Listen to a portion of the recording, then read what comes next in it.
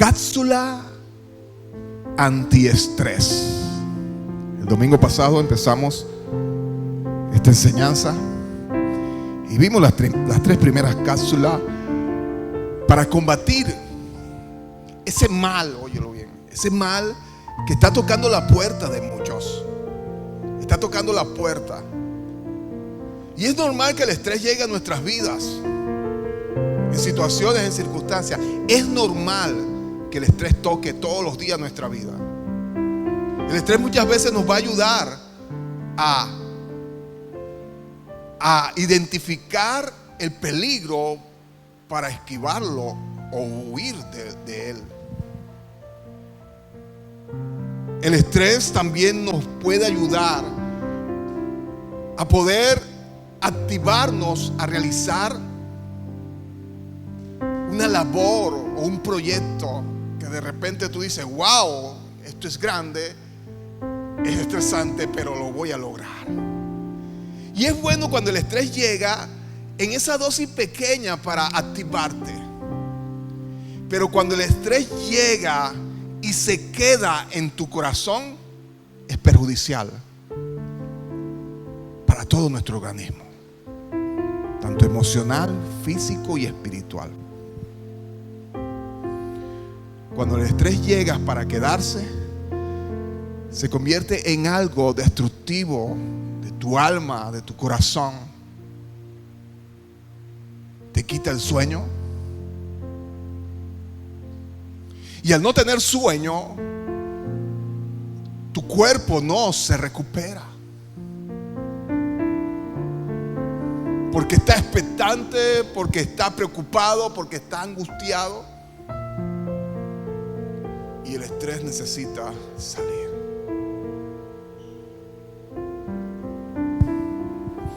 Necesitamos descansar. Y como le había dicho la semana pasada, existen suplementos naturales para combatir el estrés que pueden ayudar, que pueden complementar para superar esas crisis de estrés. Pero también existen medicamentos que son suministrados cuando el estrés se vuelve algo incontrolable. Y es ahí cuando entran a tratar ese tipo de mal los psiquiatras, los psicólogos, y empiezan a medicar, a sugerir medicamentos fuertes para tratar el estrés. Lógicamente, estos medicamentos atacan el sistema nervioso central con el objetivo de traer relajamiento en todo el sistema nervioso y descansarlo. El problema de estos medicamentos es la farmacodependencia, que ya se vuelve un problema. Pero el domingo pasado empezamos a ver algo bien importante, y es que Jesucristo tiene un medicamento mejor. Amén. Que soluciona ese problema de estrés. Y basándonos en el Salmo 23, empezamos a ver, yo empecé a hacer una analogía de cada versículo de este capítulo 23 de los Salmos como una cápsula antiestrés para nuestra alma, para poder descansar. Y son cápsulas de acción inmediata. La primera es así, de acción inmediata, porque dice: Jehová es mi pastor y nada me faltará. Es la primera cápsula que el Señor quiere que nosotros tomemos, que observemos de que Dios es nuestro dueño. Como pastor es alguien que nos cuida y que nosotros le pertenecemos a Él, y que Él ha prometido suplir, proveer todo lo que necesitamos.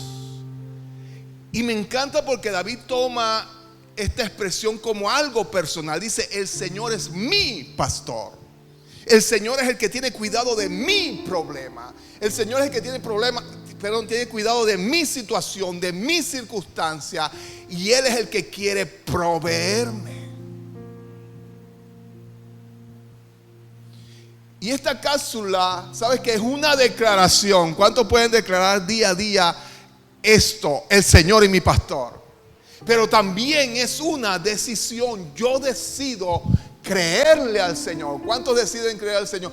Yo decido confiar en Él por encima de mis capacidades, por encima de lo que este mundo me puede ofrecer. Yo decido creer de que Él tiene lo mejor para mí, de que Él es mi proveedor.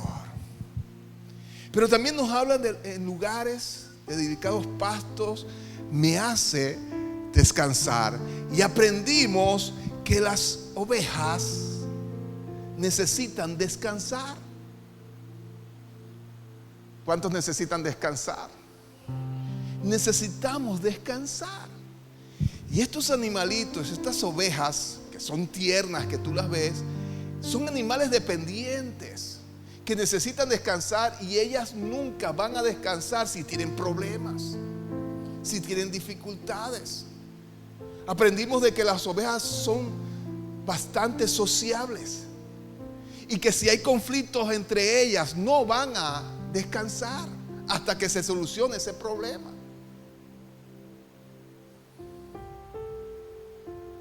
Aprendimos que si las ovejas tienen alguna molestia, de pronto se posó en su hocico o en sus orejas se posó algún animal como una mosca y depositó larvas allí, eso va a molestar, y esa molestia va a impedir de que ellas puedan descansar.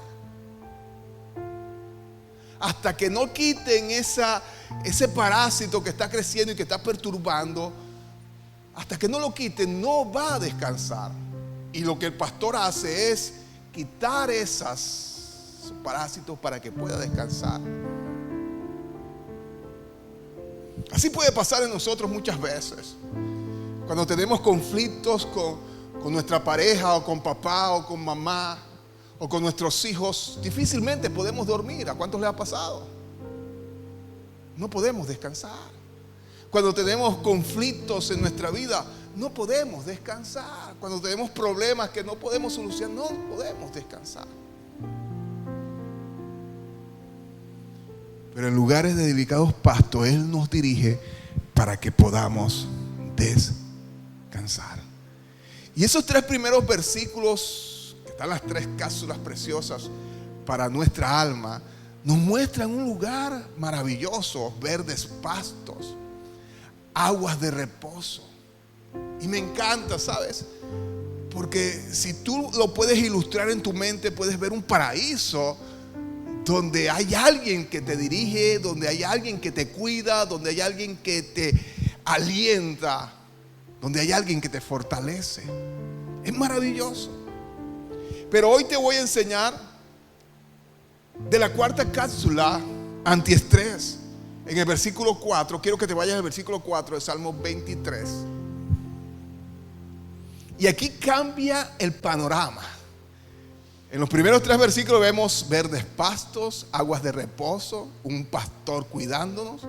Pero aquí en el versículo 4 dice: aunque ande en valles de sombra de muerte, no temeré mal alguno, porque tú estarás conmigo, tu vara y tu cayado me infundirán aliento. Aunque ande en valle de sombra de muerte.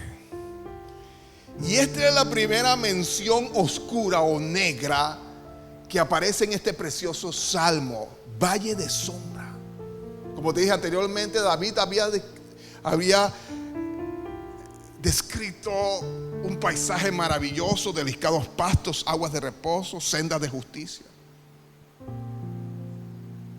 Pero cuando nos hablan de valle de sombra de muerte, tú dices: wow, yo no quiero pasar por ese valle de sombra de muerte.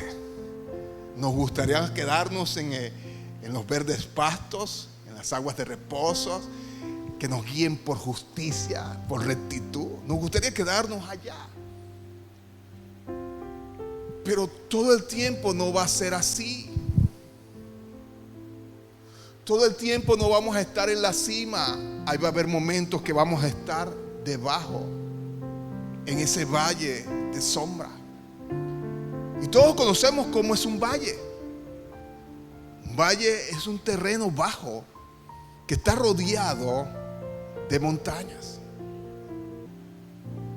El valle es un lugar encerrado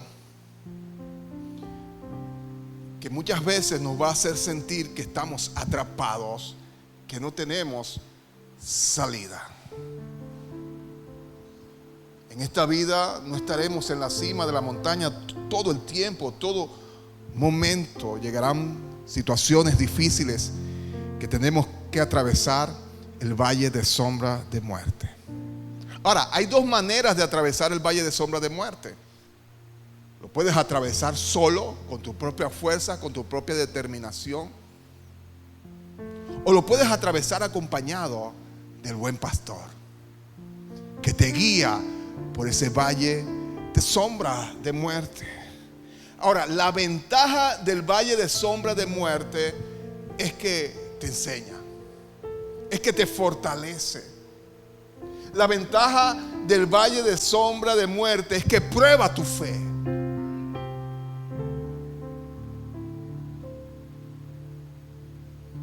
La ventaja del valle de sombra de muerte es que la evidencia de la presencia de Dios puede ser más fuerte en tu vida si tú decides verlo. Porque tú en el valle de sombra de muerte puedes centrarte en la sombra, puedes centrarte en el peligro,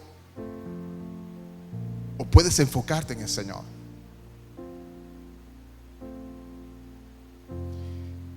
¿Y por qué, pastor, se puede hacer más evidente la presencia del Señor?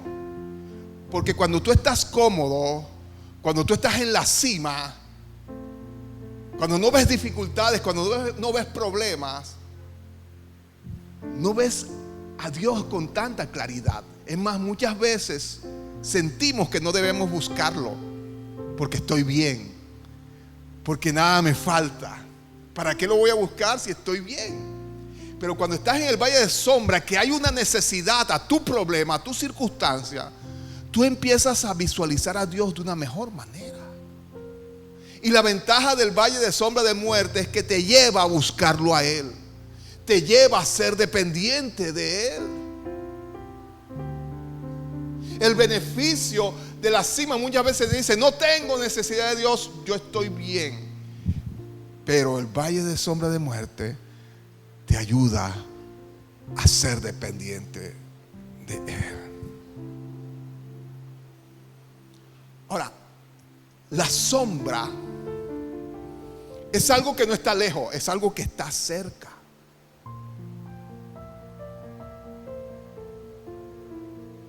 La sombra es algo que es muy cercano a ti.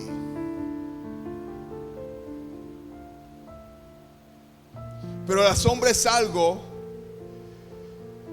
que no te puede hacer daño, porque es una sombra. Amén.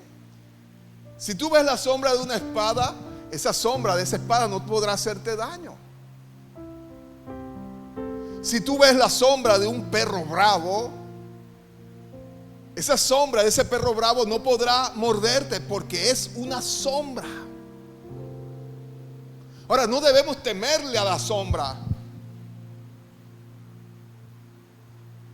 porque una sombra no puede detener el camino, o no puede detener nuestra actividad en el camino.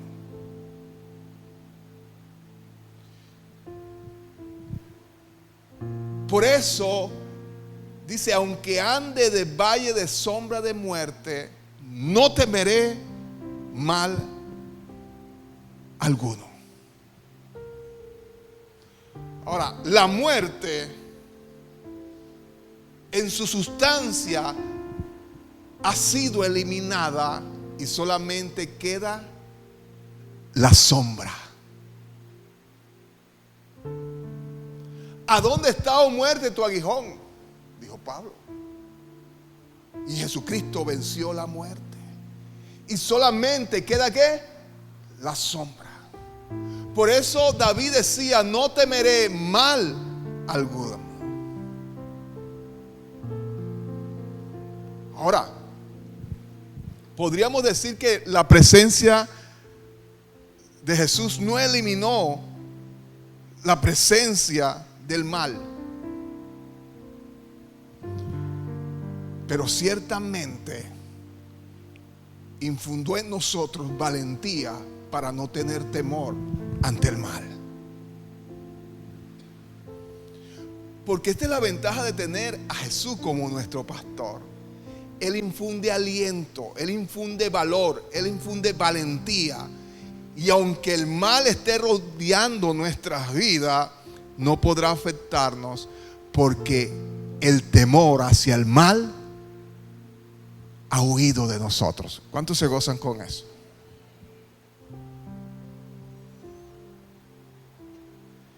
Dice: tu vara y tu cayado me infundirán aliento. David entendía esto porque él era pastor de ovejas. Él sabía muy bien cómo guiar, cómo disciplinar, cómo ayudar. Y estos dos elementos, la vara y el cayado, tienen un significado bien importante en el cuidado pastoril.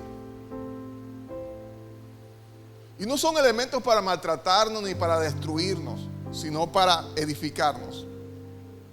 La vara servía para proteger las ovejas de posibles ataques.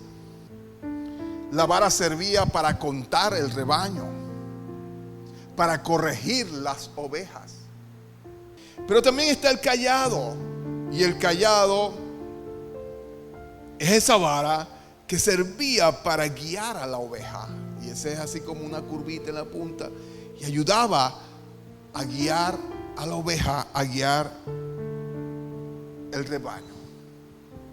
En este salmo, ambas cosas señalan hacia la protección, hacia la disciplina, hacia el cuidado que Dios tiene hacia sus hijos.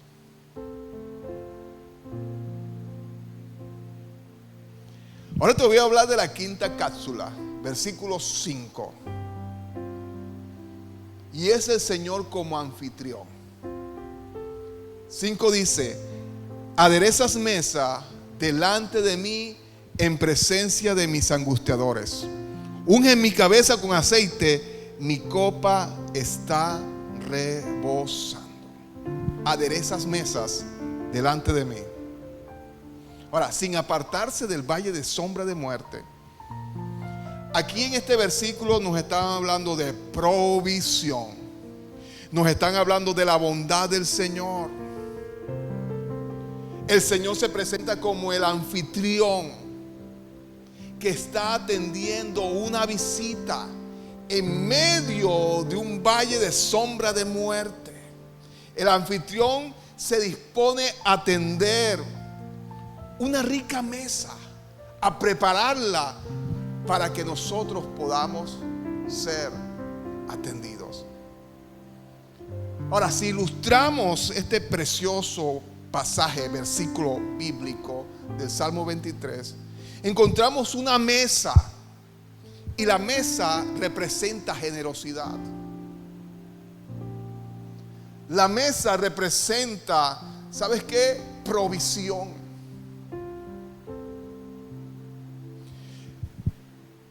Y también vemos adereza, y esa palabra adereza sugiere previsión y cuidado. Adereza, en hebreo, el significado hebreo de adereza es preparar, arreglar, poner en orden, acomodar. Pero también vemos delante de mí, y aquí ese delante de mí sugiere una conexión personal, una conexión íntima, porque yo soy un invitado a un banquete. Ahora, ese banquete, esa mesa está en medio del conflicto, está en medio del valle de sombra de muerte. Dice: en presencia de mis angustiadores. ¿Quiénes son los angustiadores? Aquellos que están causando problemas, aquellos que están causando dificultades. En pocas palabras, el angustiador son los enemigos que se levantan en contra de nosotros. Esos son los angustiadores. Y hay que reconocer que hay batallas, hay fuerzas contrarias que se están levantando para que nosotros no avancemos, para que nosotros no cumplamos el propósito de Dios para nuestras vidas. Y es ahí donde se levanta el enemigo y está rodeándonos constantemente. Pero en medio de esa situación dice que el Señor adereza mesas en presencia de nuestros angustiadores. Ahora, imagínate una batalla, imagínate una guerra, una contienda. Está el bando enemigo al frente, de pronto está rodeando, y de repente tú como soldado tienes hambre, necesitas comer, y te vas y te escondes a un lugar donde no puedas ser perturbado. Sacas tu provisión, que muchas veces viene en bolsitas, la sacas, te la comes, y eso es enseguida, escondida, sin que preocupado, angustiado. ¿Qué tal que venga el enemigo y me encuentre comiendo? Estás angustiado, comes rapidito y te paras enseguida a seguir con la batalla. Ese alimento no va a funcionar muy bien,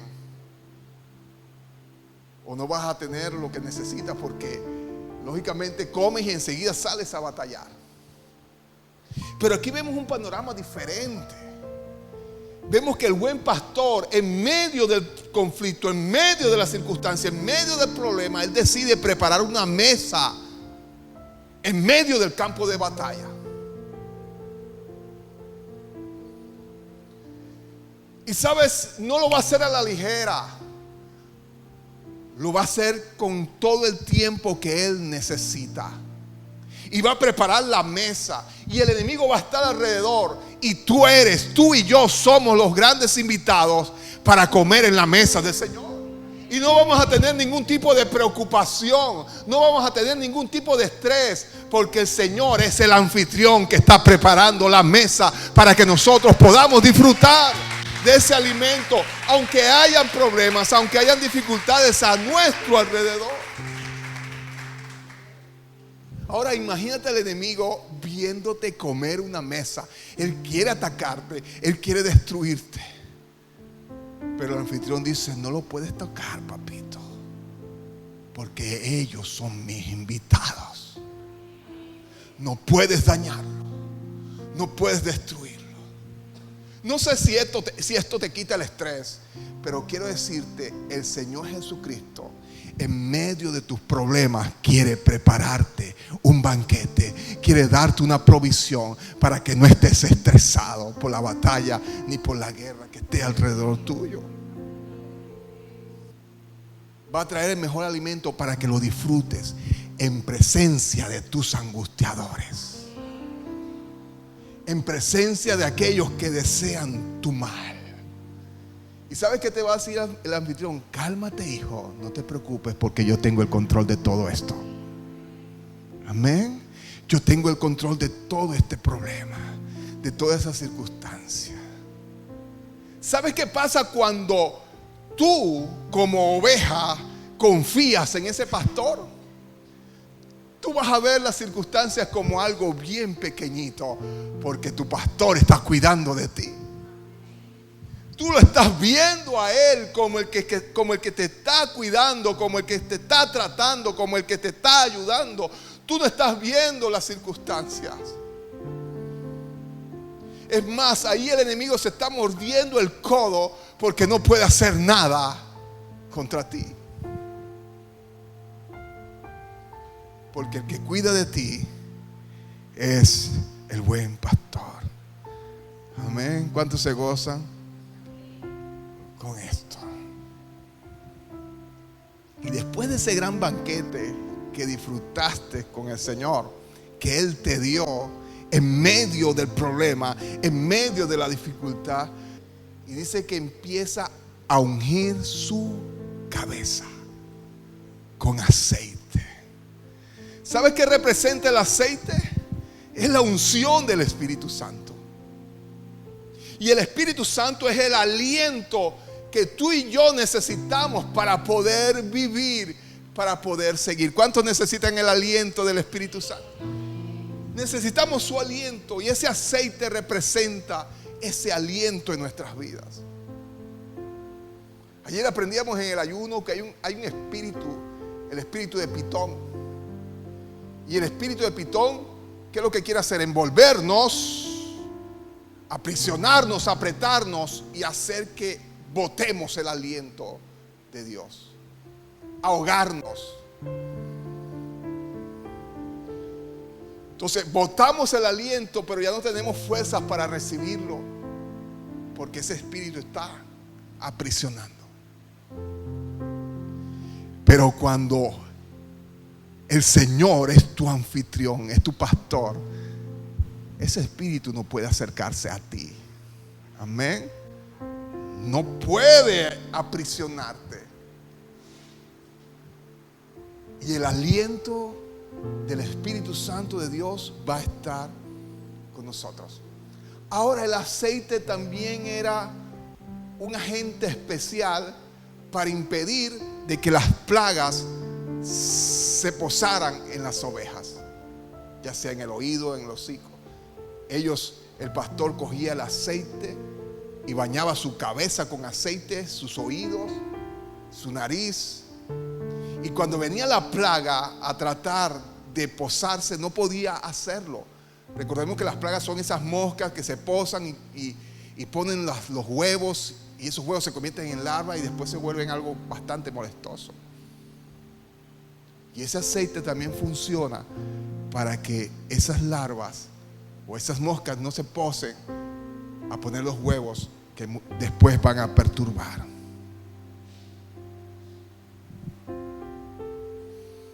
Y el Espíritu Santo es la gran compañía que tenemos de parte de Dios en nuestras vidas. Esa gran compañía, ¿sabes qué? Pero también después de la cena, después de haber recibido la unción del Espíritu Santo, dice que mi copa está rebosando. Y esa copa que rebosa, ¿rebosa de qué? De vino. Repite conmigo, vino. Y esa copa rebosante de vino es símbolo de alegría. Y hoy necesitamos experimentar esa alegría y ser sostenidos por ella. En Juan capítulo 10 dice, el Señor dijo, yo he venido para que tengan vida y para que la tengan en abundancia. Y Dios quiere que estemos alegres. Amén. Bueno, ahí hay uno que nomás quiere ser alegre. Dios quiere que estemos alegres. ¿Cuántos dicen amén? Necesitamos la alegría del Señor. Necesitamos que esa copa esté rebosante de ese vino. Por eso Él quiere que nuestra alegría sea completa. Él no quiere que tu alegría sea media. Él quiere que tu alegría sea rebosante. Dale una sonrisa al que tienes a tu lado. El Señor quiere que nuestra alegría sea rebosante. Mira, este mundo necesita ver cristianos rebosantes de alegría. No necesita este mundo cristianos tristes, amargados. Necesita que haya alegría. ¿A cuánto le gustó esa quinta cápsula? Y voy con la última, la sexta. Y dice el versículo 6: ciertamente el bien y la misericordia me seguirán todos los días de mi vida, y en la casa de Jehová moraré por unos cuantos días. Moraré por largos días. Ahora, ese precioso anfitrión, ese precioso pastor va a traer bien y misericordia. ¿Qué es eso del bien y la misericordia? Ahora, mira lo que dice. La misericordia es el favor de Dios, es la fidelidad de Dios, es la gloria de Dios, es la gracia de Dios. Eso es lo que es la misericordia. Es la provisión inmerecida. Es algo que no me merezco, pero que Dios quiere darme para que yo prospere, para que yo sea bendecido. Esa es la misericordia de Dios, la gracia de Dios. Es algo que Dios quiere darnos para que te vaya bien en los proyectos, en los sueños, en los planes que tú quieres emprender. ¿Cuántos necesitan esa misericordia? ¿Cuántos necesitan esa gracia? ¿Cuántos necesitan ese favor? Yo creo que todos necesitamos. Hoy luchamos para que nos vaya bien en nuestros negocios. Hoy luchamos para que nos vaya bien en nuestra casa, con nuestros hijos, con nuestra familia. Todos luchamos para eso. Y trabajamos en una empresa, en un proyecto, un emprendimiento. Trabajamos, nos esforzamos. Es más, le dedicamos gran parte de nuestro tiempo a esos proyectos. Y si vemos que nos está yendo mal, ¿sabes qué? Nos estresamos. Si vemos que los recursos nos alcanzan, nos estresamos. Si vemos que perdemos en la inversión, nos estresamos.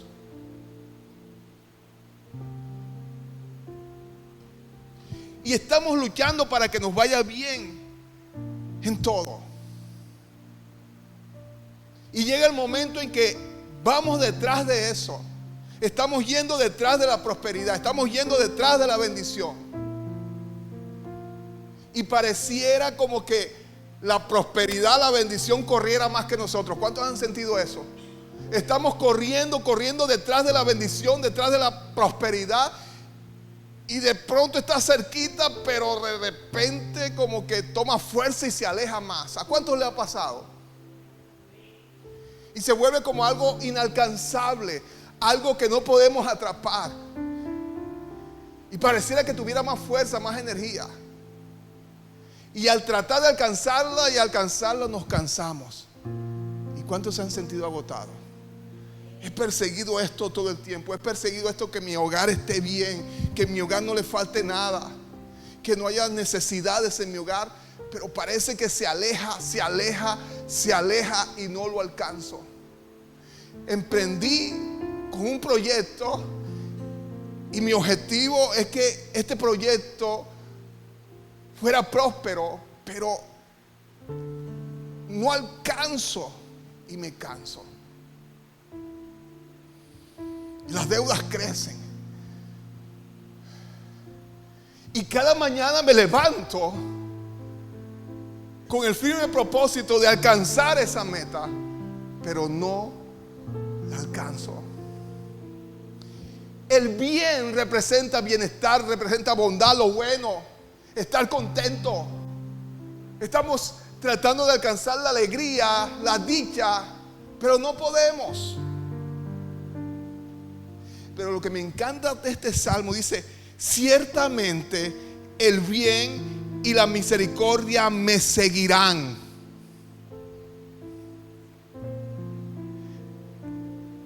¿No te gustaría que el bien y la misericordia te siguieran, Amparo?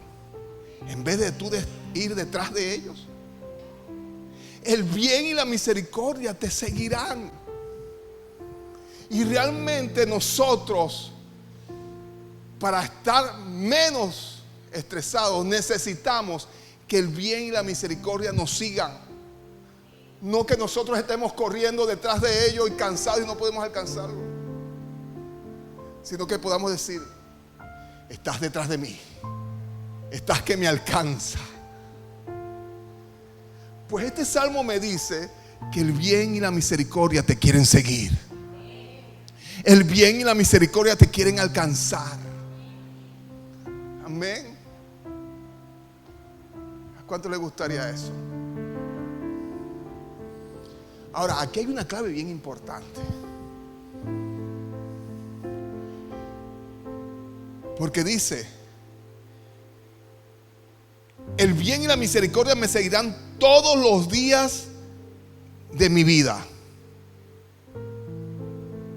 Oye, te levantarás y el bien y la misericordia estará allí, atentos para donde tú vayas. Si tú vas para allá, el bien y la misericordia te sigue. Quieren bendecirte. Pero hay una clave bien importante que tú tienes que tener en cuenta aquí. ¿Qué es lo que tú vas a seguir? Si el bien y la misericordia te siguen, ¿qué es lo que tú vas a seguir? ¿Qué es lo que tú vas a buscar? Repite conmigo: al buen pastor. Amén. Porque el bien y la misericordia no es el que va a solucionar mi problema. No es el que va a solucionar mi circunstancia. El bien y la misericordia van a buscarme para bendecirme. Pero mi propósito, mi objetivo debe ser buscar al Señor. Buscar su presencia. Mira lo que dice: y en la casa de Jehová moraré por largos días. Te lo vuelvo a repetir: y en la casa de Jehová moraré por largos días. Cuando hablamos de casa, hablamos de un lugar de habitación, un lugar donde vive alguien, un lugar donde alguien está con su presencia. Y cuando David expresaba: en la casa de Jehová moraré por largos días, está diciendo que él, que su enfoque es el Señor. No es el bien y la misericordia. Mira, esto es bien importante que lo tengas en cuenta. Porque no se trata de enfocarme en el bien y la misericordia. Para que en este principio tú te enfoques en el bien y la misericordia, tendrías que tener ojos atrás. Y si tú volteas así, te desenfocas del Señor. ¿Quién está delante? El pastor. El buen pastor, que es Jesucristo. Pues el objetivo de este principio es que tú te enfoques en el Señor. Es que tú lo mires a Él, no que mires el bien y la misericordia. El bien y la misericordia te van a seguir, pero tú te vas a enfocar en el Señor. Amén. ¿A cuántos les gusta eso? Amén. Enfocarse en el Señor quiere decir que voy a disfrutar de su presencia. Ahora, cada cuánto debo disfrutar la presencia del Señor? ¿Alguien me lo puede decir? ¿Cada cuánto debo disfrutar la presencia del Señor? Todos los días, por largos días. Ahora, si tú decidiste ser cristiano, tú vas a disfrutar la presencia del Señor desde ahora hasta la eternidad. En la eternidad nadie te va a distraer con la presencia. Pero si tú colocas este principio y no te enfocas en el bien y la misericordia, sino que te enfocas en el Señor, el bien y la misericordia no va a ser un distractor para que tú te enfoques en el Señor. Jesucristo dijo: buscad primeramente que todo el cielo, el reino de los cielos y su justicia, y las demás cosas que vendrán como añadiduras. Él no dice: busca primero las añadiduras y después vendrá el reino de Dios. No, Él dice: busca primeramente que todo el reino de los cielos y su justicia y las demás cosas vendrán como añadidura.